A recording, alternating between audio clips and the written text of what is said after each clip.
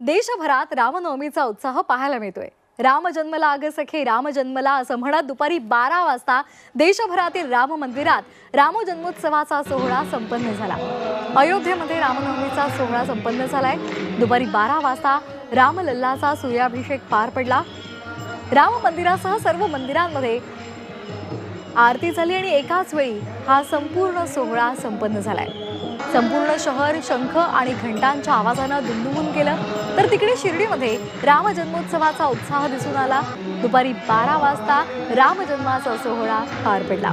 नाशिकचे काळाराम मंदिर, छत्रपती संभाजीनगराच्या किराडपुरा इथलं राम मंदिर तसंच मुंबईमधल्या वडाळ्यामधल्या राम मंदिरात सुद्धा एकाच वेळी राम जन्मोत्सवाचा सोहळा संपन्न झाला।